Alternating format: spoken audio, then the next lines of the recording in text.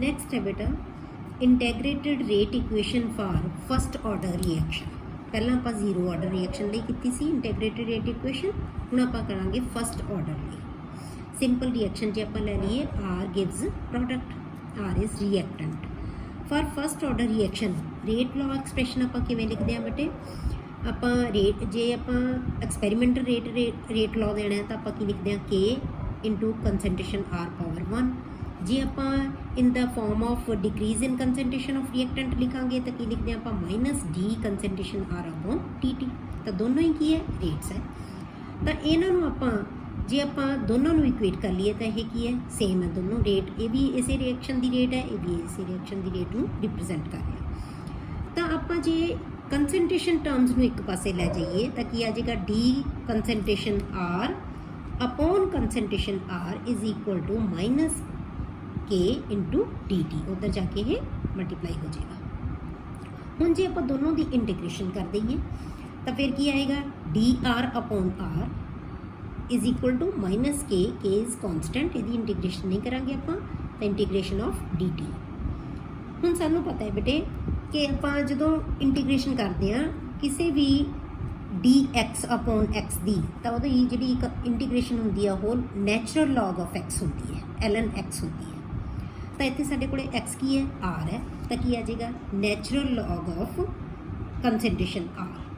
हुण आपां की है बेटे इहदियां लिमिट्स लगा देंगे, तो लिमिट्स लगा देंगे तो की आएगा टी जो टाइम 0 है तो उदों कंसनट्रेशन की है इनीशियल कंसनट्रेशन R0 है, जो टाइम टी हो गया तो कंसनट्रेशन की होगी R होगी। ठीक है, तो ये लिमिट्स लगा लिया। हुण आपां इन लिमिट्स से फिल करो ये values. Natural log R concentration जो टाइम टी सी minus natural log of R0 concentration, इसी तरह टाइम दियाँ सी लिमिट्स लगा देंगे minus K into t minus 0। Clear, एक तो 0 ही हो जाना है, K टी रह गया साढ़े को कला। तो हम natural log R concentration is equal to जे असी नैचुरल लॉग R कंसनट्रेशन उधर लगा ले जाइए जिवें आपां जीरो ऑर्डर च कीता सी तो minus K T plus natural log R0 concentration. Clear, हम असी बेटे जिहड़ा नैचुरल लॉग है असी वो नहीं यूज़ करते, आम तौर पर असी किहड़ा यूज़ करते हैं लॉग बेस 10, ये लॉग बेस ई हुंदा है, आपां लॉग बेस ई यूज़ करते हैं। तो उत्ते फिर नैचुरल लॉग एक्स है जिहड़ा वो किहदे बराबर हुंदा बेटे 2.303 इंटू लॉग बेस 10 एक्स दे। मतलब कि जे असीं नैचुरल लॉग नूं लॉग बेस 10 च कन्वर्ट करना है तो सानूं 2.303 नाल मल्टीप्लाई करना पेगा उस फिगर नूं। तो आपां की करांगे इत्थे नैचुरल लॉग नूं असीं लॉग च कन्वर्ट करता, मल्टीप्लाई करता 2.303 नाल। हुण आपां जे इन्हां नालों ये वैल्यू उठाउणी है तो आपां सारी इक्वेशन नूं जे आपां 2.303 नाल डिवाइड कर दईए दोनों पासे तो साडे कोल इक्वेशन की आ जाएगी log concentration R is equal to minus K t upon 2.303 plus log R0 concentration. ठीक है, इनू असीं कहने बटे integrated rate equation for first order reaction. ठीक है, हुण ये रिएक्शन है बटे जिहड़ी इक्वेशन है ये किहदे कंपेरेबल है, ये इक्वेशन ऑफ स्ट्रेट लाइन दे जिवें आपां जीरो ऑर्डर च कीता सी आपां ओहदे कंपेरेबल हैगी है।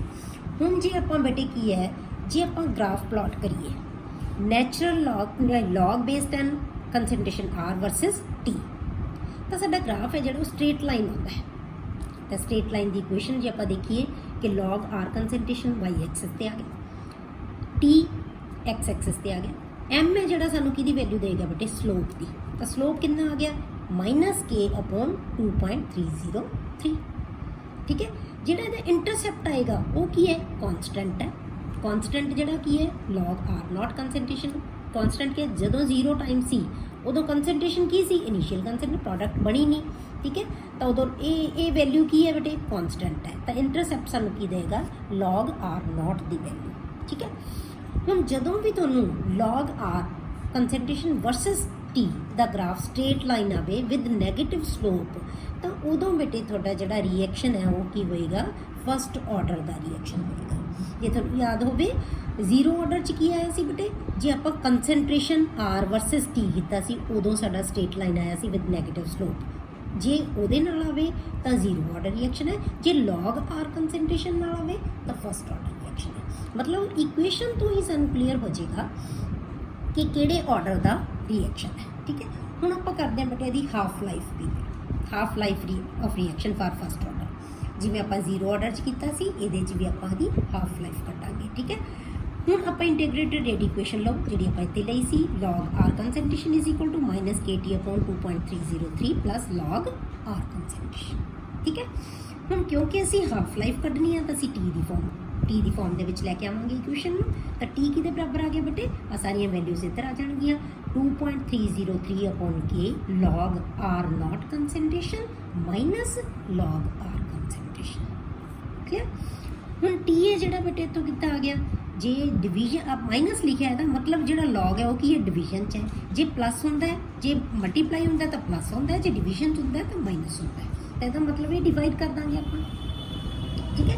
ਹੁਣ ਜੇ ਆਪਾਂ ਟੀ ਨੂੰ ਟੀ ਹਾਫ ਲੈਣਾ, ਕਿਉਂਕਿ ਅਸੀਂ ਹਾਫ ਲਾਈਫ ਕੱਢਣੀ ਹੈ, ਜੇ ਅਸੀਂ ਟੀ ਨੂੰ ਟੀ ਹਾਫ ਲਵਾਂਗੇ ਤਾਂ ਆਰ ਕੰਸਨਟ੍ਰੇਸ਼ਨ ਕਿੰਨੀ ਹੋ ਗਈ ਬੇਟੇ, r0/2, ਅੱਧੀ ਰਹਿ ਜੀ ਕੰਸਨਟ੍ਰੇਸ਼ਨ।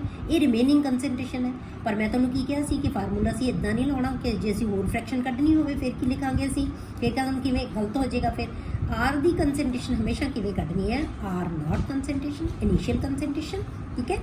ਤਾਂ ਮਾਈਨਸ ਕੀ ਕਰਦੇ ਹਾਂ ਆਪਾਂ, -1/2 r0 ਕੰਸਨਟ੍ਰੇਸ਼ਨ, ਠੀਕ ਹੈ। ਹਮੇਸ਼ਾ ਤੁਸੀਂ ਜਿੰਨਾ ਵੀ ਫ੍ਰੈਕਸ਼ਨ ਹੈ, ਜੇ 1/3 ਕੱਢਣੀ ਹੋਵੇ ਲਾਈਫ, 1/3 ਆਫ r0 ਕੱਢੋਗੇ, r0 ਚੋਂ 1/3 ਆਫ r0 ਕਟਾ ਦੋਗੇ, ਮਤਲਬ ਇੰਨਾ ਕੰਜ਼ਿਊਮ ਹੋ ਚੁੱਕੀ ਕੰਸਨਟ੍ਰੇਸ਼ਨ, ਇਹ ਸਾਡੇ ਕੋਲੇ ਬਕਾਇਆ ਹੋਈ, ਆ ਸਾਡੇ ਕੋਲੇ ਬਕਾਇਆ ਹੋਏਗੀ।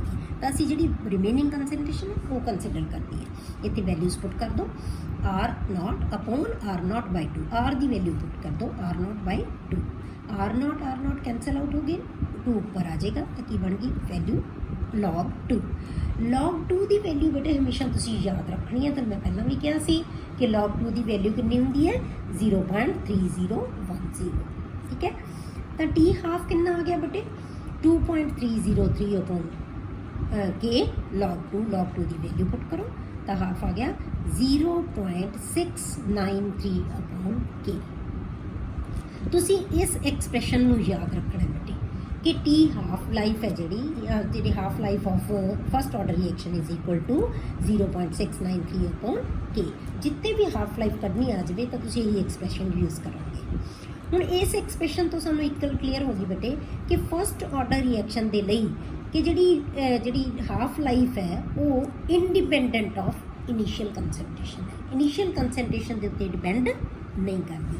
ਜਿਵੇਂ ਆਪਾਂ ਜ਼ੀਰੋ ਆਰਡਰ 'ਚ ਕੱਢਿਆ ਸੀ ਤਾਂ ਉੱਥੇ ਸਾਡੀ ਕੋਲ ਹਾਫ ਲਾਈਫ ਕੀ ਆਇਆ ਸੀ ਬੇਟੇ, ਕੀ ਆਇਆ ਸੀ ਉੱਪਰ, r0 ਕੰਸਨਟ੍ਰੇਸ਼ਨ ਅਪੋਨ 2k ਆਇਆ ਸੀ। ਹਾਫ ਲਾਈਫ ਯਾਦ ਰੱਖਣਾ ਇਹਨਾਂ ਫਾਰਮੂਲਿਆਂ ਨੂੰ ਤੁਸੀਂ। ਤਾਂ ਉੱਥੇ ਸਾਡੇ ਕੋਲੇ ਡਾਇਰੈਕਟਲੀ ਪ੍ਰੋਪੋਰਸ਼ਨਲ ਸੀ ਇਨੀਸ਼ੀਅਲ ਕੰਸਨਟ੍ਰੇਸ਼ਨ ਦੇ, ਇੱਥੇ ਸਾਡੇ ਕੋਲੇ ਕੀ ਇੰਡੀਪੈਂਡੈਂਟ ਆਫ ਇਨੀਸ਼ੀਅਲ ਕੰਸਨਟ੍ਰੇਸ਼ਨ, ਠੀਕ ਹੈ। ਹੁਣ ਆਪਾਂ ਇਹਦੇ ਨਾਲ ਬੇਟੇ ਰਿਲੇਟਡ ਨੂਮੈਰੀਕਲ ਕਰਦੇ ਹਾਂ, ਠੀਕ ਹੈ। ਨੂਮੈਰੀਕਲ ਆਪਾਂ ਕਰੀਏ ਜੇ ਤਾਂ ਕੀ ਆਏਗਾ, numerical है decomposition of N2O5 at 318 Kelvin, according to the following equation follows first order reaction। ਇਹ ਰਿਐਕਸ਼ਨ ਦੇ ਅਕੋਰਡਿੰਗ, ਇਹ ਇਕੁਏਸ਼ਨ ਦੇ ਅਕੋਰਡਿੰਗ ਰਿਐਕਸ਼ਨ ਹੋ ਰਿਹਾ ਹੈ, ਇਹਦੀ ਡੀਕੰਪੋਜੀਸ਼ਨ ਹੋ ਰਹੀ ਹੈ ਤੇ ਇਹ ਫਸਟ ਆਰਡਰ ਕਾਈਨੈਟਿਕਸ ਨੂੰ ਫੋਲੋ ਕਰ ਰਿਹਾ ਹੈ, ਠੀਕ ਹੈ। ਹੁਣ ਇਹਦੇ ਵਿੱਚ ਗਿਵਨ ਕੀ ਹੈ ਸਾਡੇ ਕੋਲੇ, the initial concentration of N2O5 is this 1.2524 into 10⁻² moles per liter, and after 60 minutes it was 0.20 into 10⁻² moles per liter, इतनी होगी। Calculate rate constant for the reaction, मतलब की है r0 भी गिवन है, r भी गिवन है, t भी गिवन है, असी की कटना है, k कट लेना है, k की वैल्यू असी कैलकुलेट कर लेंगे, ठीक है। तो आप फर्स्ट ऑर्डर काइनेटिक्स का आप की लिखांगे कि टी आप लिखा C T is equal to 2.303, हूँ आप के कढ़ना है तो आप के उठाता, टी की बजाय इतने टी लिया है तो के आ गया, K is equal to this formula लगा लिया, r0 गिवन है, ठीक है, r गिवन है, टी गिवन है, सारिया वैल्यूज पुट कर दो, सिंपल फार्मूला एप्लीकेशन है। ये आपस की हो जाएगी बटे कैंसल आउट, लॉग ए नूं जो असीं सॉल्व करने तो किन्ने 6.2 लॉग 6.2, जे असीं log 6.2 की वैल्यू लैंदे तो कितनी होंगी है 7924, तो के कितना आ गया साढ़े कोले बटे, इसकी वैल्यू पुट कर दो 0.0304 पर मिनट क्यों है, क्योंकि सानू टाइम गिवन की है मिनट्स के विच, ठीक ये आ गया ਤੁਹਾਡੇ ਕੋਲੇ numeric। अगला है ਤੁਹਾਡੇ ਕੋਲੇ calculate half life period of first order reaction where the specific rate constant is. ਹੁਣ ਤੁਹਾਨੂੰ रेट कांस्टेंट ਦੀ ਵੈਲਿਊ ਦਿੱਤੀਆਂ ਹੋਈਆਂ ਬਟੇ 200 पर सेकंड, 2 मिनट पर सेकंड ना 2 पर मिनट है ਤੇ 4 पर ईयर है। एक ਇਹਦੀਆਂ ਵੈਲਿਊਜ਼ ਗਿਵਨ ਹੈ। ਤੁਸੀਂ ਕੀ ਕੈਲਕੂਲੇਟ ਕਰਨਾ ਹੈ ਬਟੇ ਹਾਫ ਲਾਈਫ। ਹਾਫ ਲਾਈਫ ਦਾ ਹੁਣ ਅਸੀਂ ਸਿੰਪਲ ਫਾਰਮੂਲਾ ਮੈਂ ਤੁਹਾਨੂੰ ਕਿਹਾ ਸੀ ਯਾਦ ਰੱਖਣਾ ਟੀ ਹਾਈਫ ਕਿਹਦੇ ਬਰਾਬਰ ਹੁੰਦਾ ਬਟੇ 0.693 upon k। के ਦੀ ਵੈਲਿਊ ਗਿਵਨ ਹੈ, k ਦੀ ਵੈਲਿਊ ਪੁੱਟ ਕਰੋ ਸਿੰਪਲ ਤਾਂ ਵੈਲਿਊ ਤੁਹਾਡੇ ਕੋਲ ਆ ਗਈ ਪਰ ਸੈਕਿੰਡ। ਇੱਥੇ k ਦੀ ਵੈਲਿਊ ਪੁੱਟ ਕਰੋ 2 ਮਿੰਟ ਪਰ ਮਿੰਟ ਤੇ ਇਹਦੀ ਵੈਲਿਊ ਆ ਗਈ ਇੰਨੇ ਮਿੰਟਸ। ਇੱਥੇ ਇਹਦੀ ਵੈਲਿਊ ਪੁੱਟ ਕਰੋ 4 ਪਰ ਈਅਰ, ਇੱਥੇ ਕੀ ਆ ਗਿਆ ਇੰਨੇ ਈਅਰਸ। ਤਾਂ ਹਾਫ ਲਾਈਫ ਹੈ ਤੁਹਾਡੇ ਕੋਲ ਇਹਦੇ ਅਕੋਰਡਿੰਗ ਹੀ ਆ ਜਾਏਗੀ। ਕਲੀਅਰ।